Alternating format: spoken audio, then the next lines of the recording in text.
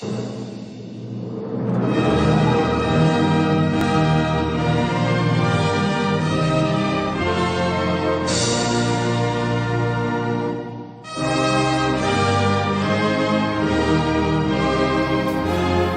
grâce en toutes choses, car c'est à votre égard la volonté de Dieu en Jésus-Christ.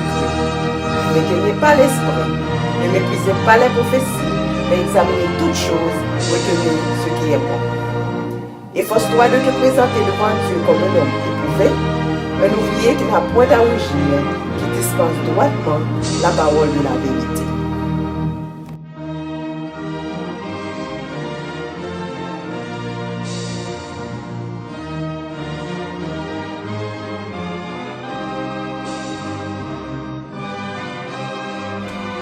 Bienvenue à notre séminaire sur la prophétie des messages des trois anges. Nous vous invitons à prendre votre Bible, papier et plume, alors que nous allons étudier la parole de Dieu. Frères et sœurs de l'Église du reste, à ceux qui ont été appelés, qui sont aimés en Dieu le Père et gardés pour Jésus-Christ, que la miséricorde, la paix et la charité vous soient multipliées. Notre étude aujourd'hui va se dérouler sur la séparation du blé et de l'ivraie, trouvée dans Matthieu chapitre 13. Toutefois, avant de commencer notre entretien, nous allons vous lire une pensée pour la prière tirée du livre Message à la jeunesse à la page 258. Elle se lit comme suit. Ne lisez pas la parole à la lumière de vos anciennes opinions, mais sondez-la soigneusement avec prière, l'esprit libre de tout préjugé. Si au cours de vos lectures, une conviction se produit en vous, ne cherchez pas à mettre la parole en accord avec vos opinions. Accordez plutôt vos opinions avec la parole. Ne vous laissez pas influencer par vos croyances et vos habitudes. Ouvrez les yeux de votre esprit pour contempler les merveilles de la loi. Trouvez ce qui est écrit et établissez vos pieds sur le rocher éternel. Nous allons prier pour demander à Dieu de nous aider à mettre de côté nos idées préconçues pour que nous puissions nous attacher à ce qui est écrit et nous laisser guider par son esprit. Agenouillons-nous pour la prière.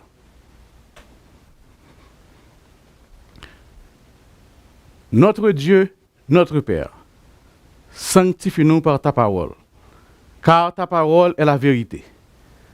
Ouvre notre intelligence à la compréhension de la parabole du bon grain et de l'ivraie. Accorde-nous ton Esprit Saint et bénis-nous. Nous te demandons cette grâce. Au nom de Jésus. Amen.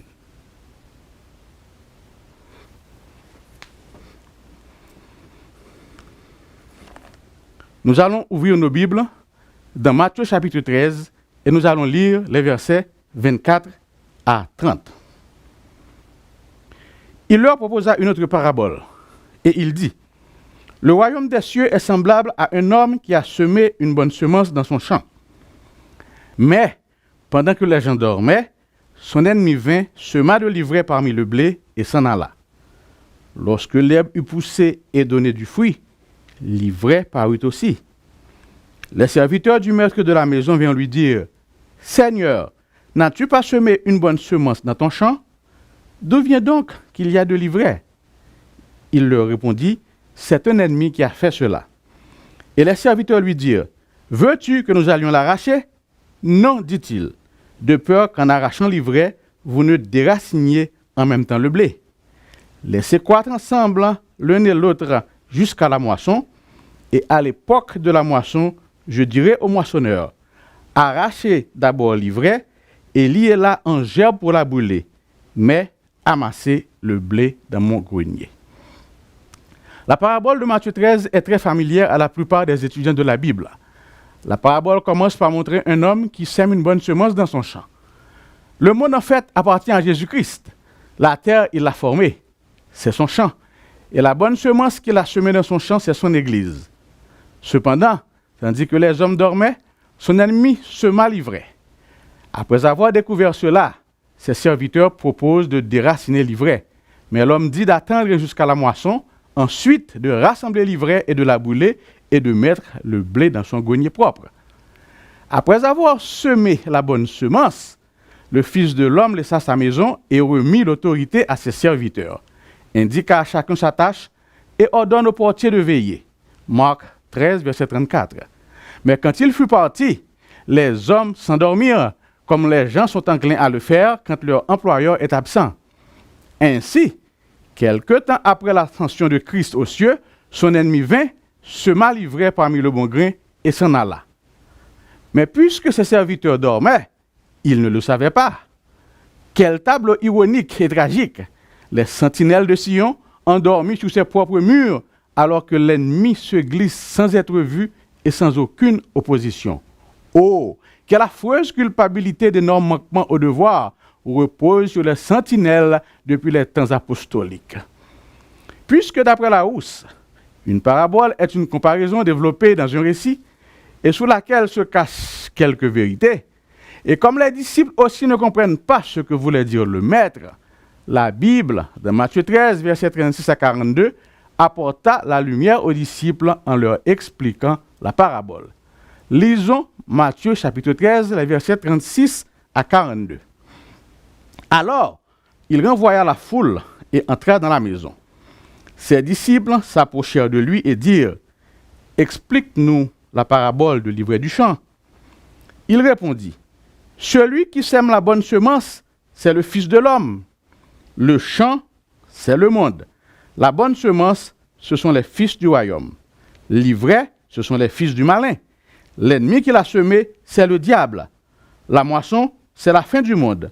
Les moissonneurs, ce sont les anges. Or, comme on arrache l'ivraie et qu'on la jette au feu, il en sera de même à la fin du monde. Le Fils de l'homme enverra ses anges qui arracheront de son royaume tous les scandales et ceux qui commettent l'iniquité, et ils les jetteront dans la fournaise ardente où il y aura des pleurs et des grincements de dents. Pour bien comprendre le sens de cette déclaration, tournons-nous vers la parole inspirée et lisons dans les paraboles de Jésus, page 53, deuxième et troisième paragraphe. Le champ, c'est le monde, dit le Christ. Nous devons comprendre qu'il s'agit de l'Église du Christ dans le monde. Cette parabole est une description de ce qui touche au royaume de Dieu, de son œuvre pour le salut des hommes. Or, cette œuvre est accomplie par l'Église. Il est vrai que le Saint-Esprit est venu dans le monde entier et qu'il opère partout dans les cœurs, mais c'est dans l'Église que nous grandissons et mûrissons pour les greniers célestes. Celui qui sème la bonne semence, c'est le Fils de l'homme. La bonne semence, ce sont les fils du royaume. L'ivraie, ce sont les fils du malin. La bonne semence représente ceux qui sont nés de la parole de Dieu, de la vérité. L'ivraie représente une catégorie de personnes qui sont le fruit de l'incarnation de l'erreur ou de faux principes. L'ennemi qui l'a semé, c'est le diable. Ni Dieu, ni les anges n'ont semé l'ivraie. C'est l'œuvre de Satan, l'ennemi de Dieu et de l'homme. De Témoignages pour l'Église, volume 2, page 302, nous lisons ce qui suit. Dieu a des âmes précieuses dans son Église, mais il y aura des hommes et des femmes qui sont semblables à l'ivraie parmi le froment. Toutefois, le Seigneur n'attribue ni à vous, ni à quiconque le pouvoir de dire qui est l'ivraie et qui est le blé. Nous pouvons voir et condamner les fautes des autres, alors que nous en avons de plus graves à nous reprocher. Fautes dont nous ne nous apercevons pas, mais qui sont vues distinctement par notre entourage. Une question importante que nous pouvons nous poser est celle-ci. Quelle église le champ représente-t-il? L'église décrite ici doit être l'église qui existe dans les derniers jours, qui garde les commandements de Dieu, y compris le sabbat, et qui a le témoignage de Jésus-Christ. C'est dans cette église que se trouvent mélangés le blé et l'ivraie qui doivent être séparés. Dans Testimony to Ministers, pages 46 et 47, nous lisons « L'église du Christ sur la terre sera imparfaite, mais Dieu ne détruit pas son église à cause de son imperfection. Il y eut et il y aura des personnes remplies de zèle, pas selon la connaissance, qui voudront purifier l'église et déraciner l'ivraie de parmi le blé. Mais Christ a donné une lumière spéciale quant à la manière d'agir avec ceux qui sont dans l'erreur et qui sont inconvertis dans l'église. Il ne doit pas y avoir de la part des membres d'église aucune action spasmodique, zélée ou rapide pour retrancher ceux qu'ils pensent avoir des caractères défectueux. L'ivraie apparaîtra parmi le blé, mais déraciner l'ivraie, à moins que ce soit selon la méthode désignée par Dieu, ferait plus de dommages que de les laisser. Tandis que le Seigneur amène dans l'Église ceux qui sont réellement convertis, Satan, au même moment, introduit parmi ses membres des personnes qui ne sont pas converties. Deux influences opposées s'exercent continuellement dans l'Église.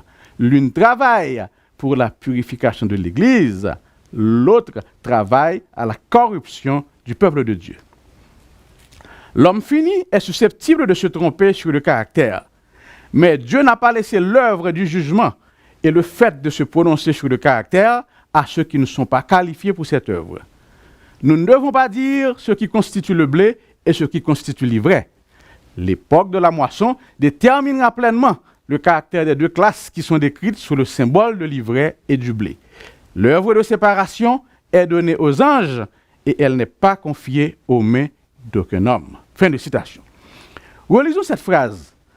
Tandis que le Seigneur amène dans l'Église de vrais convertis, Satan amène des inconvertis. Par conséquent, on voit que la moisson commencera avec la séparation des deux classes dans l'Église adventiste du 7e jour. Une autre phrase à souligner, c'est là où il est dit « L'œuvre de séparation est donnée aux anges et elle n'est pas confiée aux mains d'aucun homme. » Écoutez une fois de plus ce que nous dit la messagère du Seigneur à ce sujet. Lisons encore dans les paraboles de Jésus à la page 55. Les paroles du Sauveur dans cet entretien avec ses disciples renferment une autre leçon de patience et d'amour. De même que les racines de l'ivraie s'enchevêtrent avec celles du froment, ainsi les faux frères au sein de l'Église sont mêlés aux vrais disciples.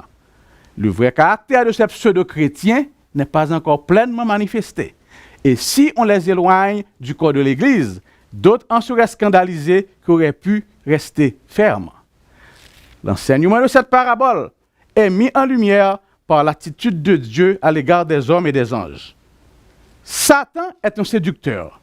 Quand il eut péché dans le ciel, les bons anges eux-mêmes ne discernent pas pleinement son véritable caractère. C'est pourquoi Dieu ne le détruisit pas immédiatement. S'il l'avait fait, les saints anges auraient pu douter de sa justice et de son amour. Or, un doute sur la bonté divine eût été semblable à une mauvaise semence qui aurait produit un fruit amer de péché et de misère. C'est pourquoi Satan fut épargné afin de lui permettre de manifester pleinement son caractère. Depuis de longs siècles, le Seigneur a supporté le spectacle angoissant du mal.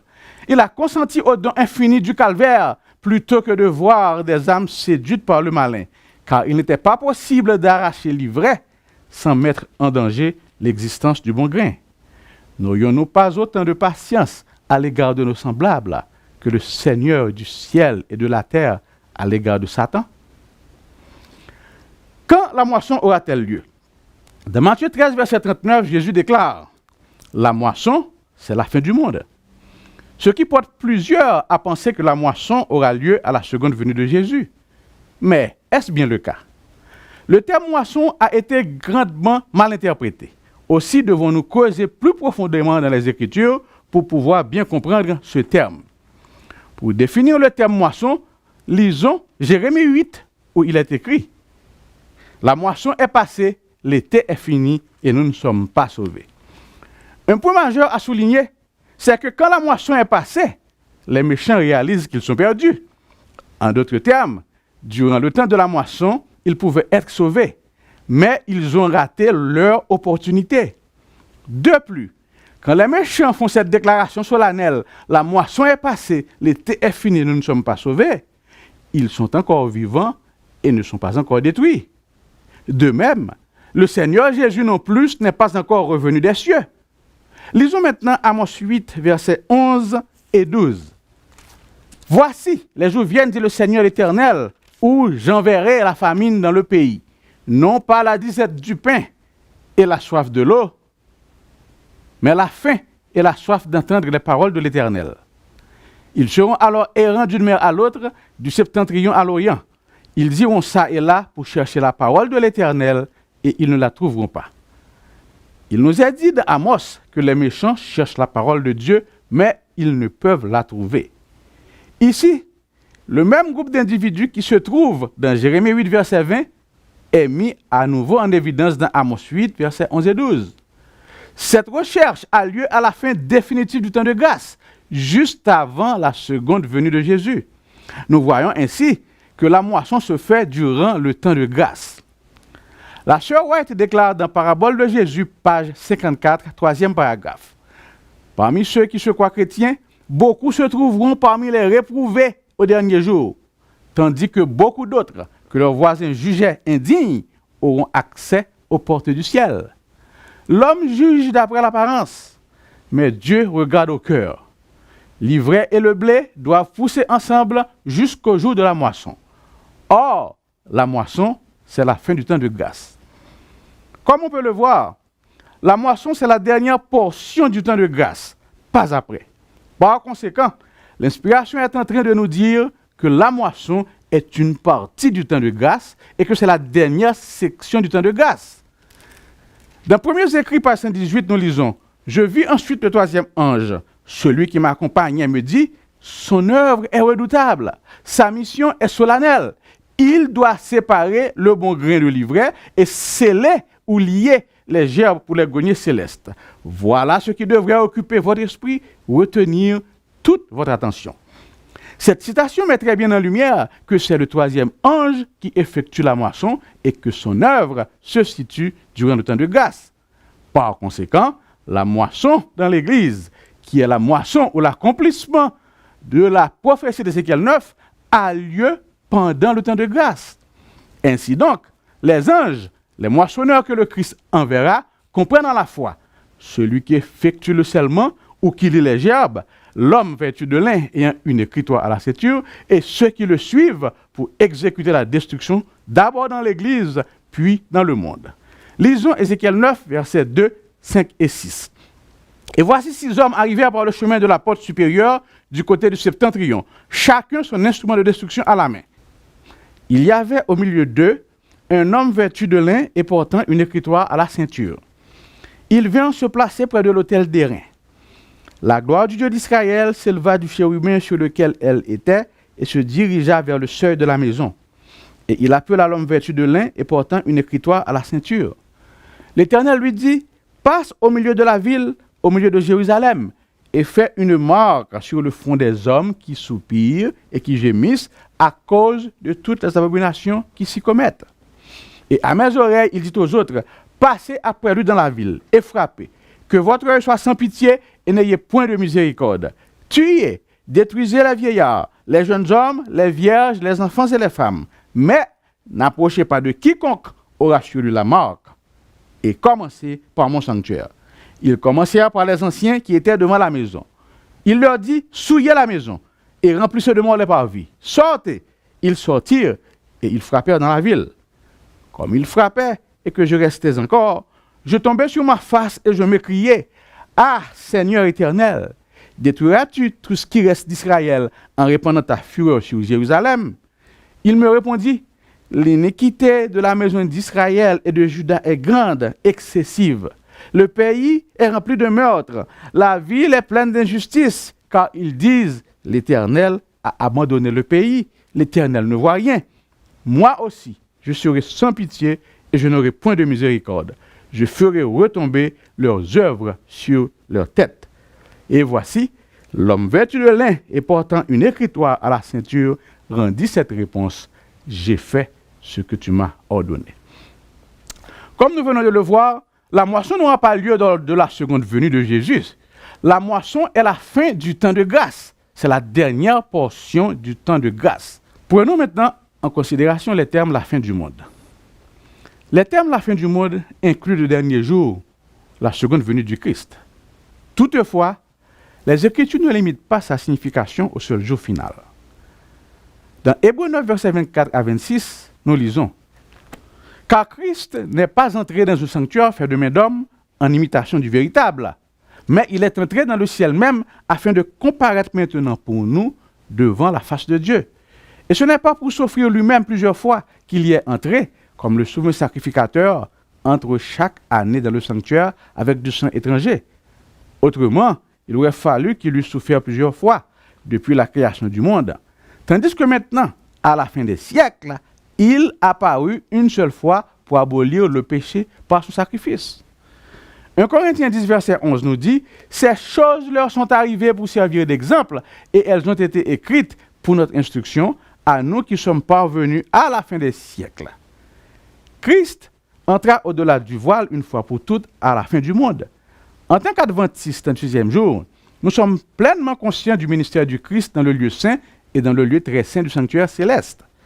Le déplacement du Christ du lieu saint vers le lieu très saint du sanctuaire céleste eut lieu en 1844. Cependant, ce verset l'appelle la fin du monde ou la fin des siècles.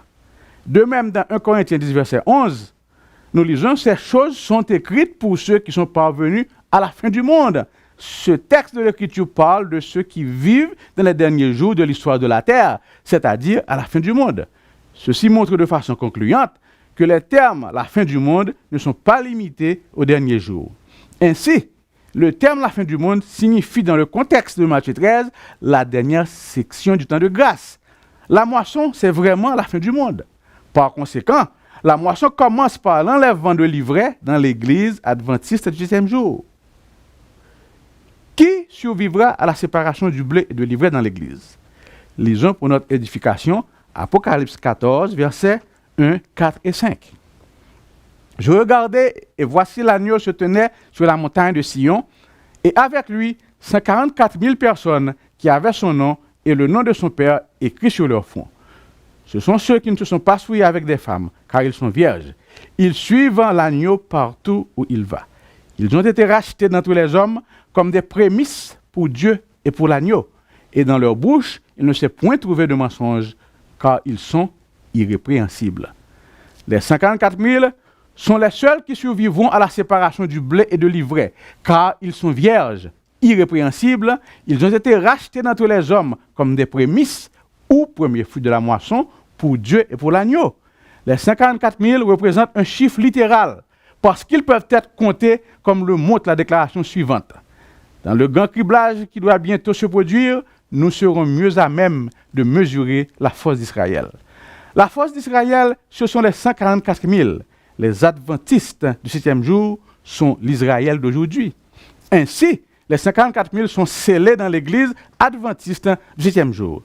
Dans Témoignage pour l'église, volume 3, pages 432 et 433, nous lisons « Pour obtenir et conserver la pureté, les adventistes du 6e jour doivent posséder dans leur cœur le Saint-Esprit.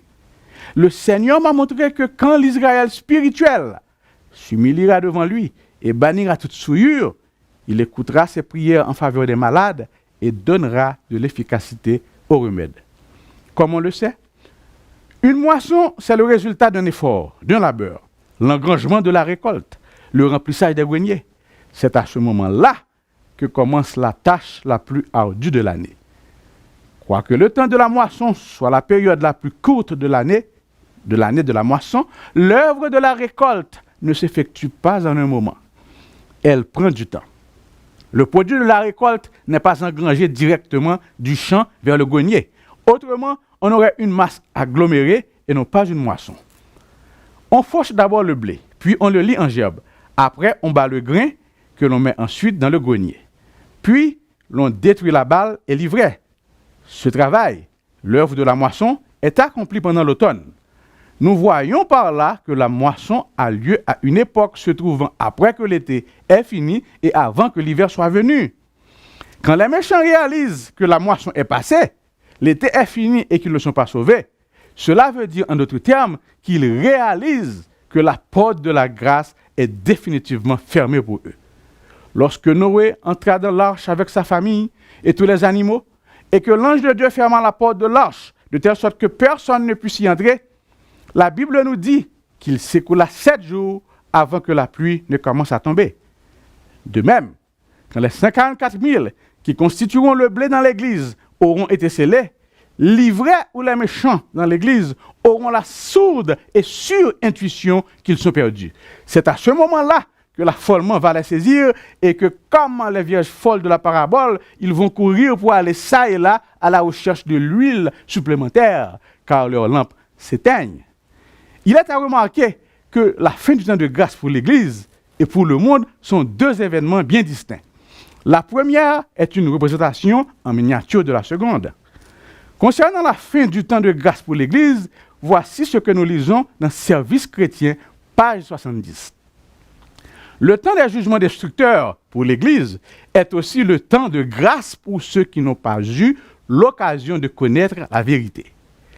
Le Seigneur les considère avec tendresse. Son cœur compatissant est touché, son bras est étendu pour sauver, alors que la porte se ferme sur ceux qui refusent d'entrer. L'écriture concernant la fin du temps de grâce pour l'Église est trouvée dans Matthieu, chapitre 25, les versets 10 à 12.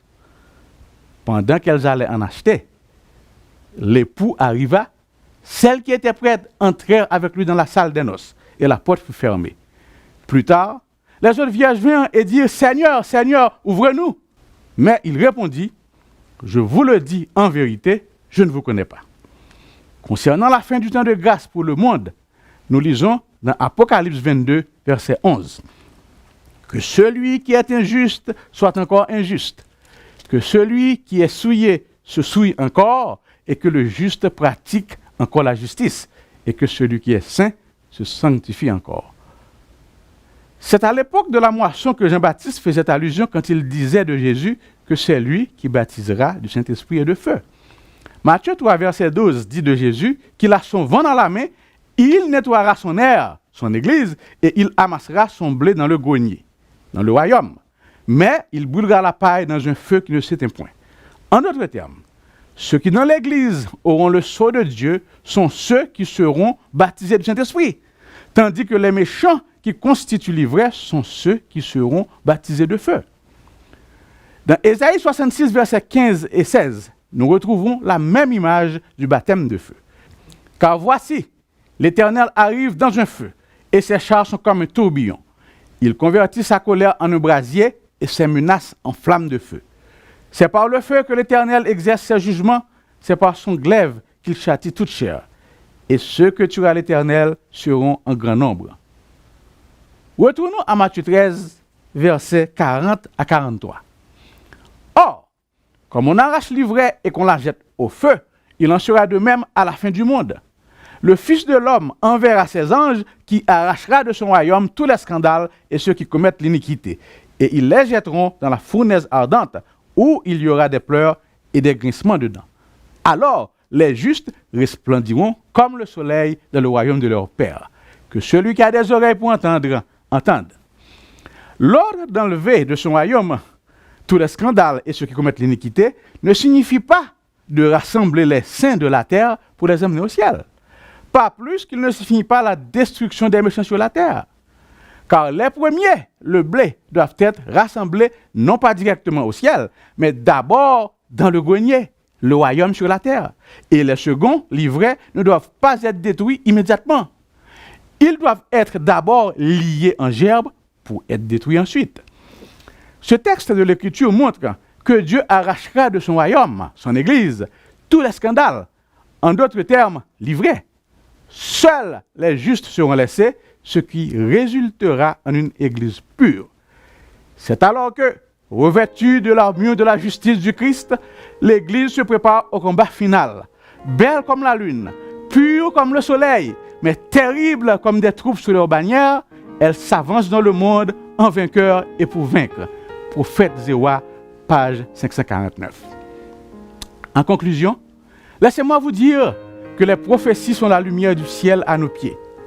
Si nous fermons nos yeux et nos cœurs à ces dernières, au moment où Dieu voudrait que nous en bénéficions, lorsque le rouleau se déroule, comment pourrions-nous éviter d'être des aveugles conduisant des aveugles? Car c'est aux âmes qui cherchent ardemment la lumière et qui acceptent avec joie tout rayon de lumière divine venant de la parole de Dieu, et à elles seules que la lumière sera révélée. Et c'est au moyen de ces âmes que Dieu révélera la lumière et la puissance qui éclairera la terre de sa gloire. Que Dieu vous aide et qu'il vous bénisse. Si vous avez été béni par cette présentation et si vous désirez obtenir d'autres études, veuillez nous contacter au numéro suivant: 1 800 729 74 94.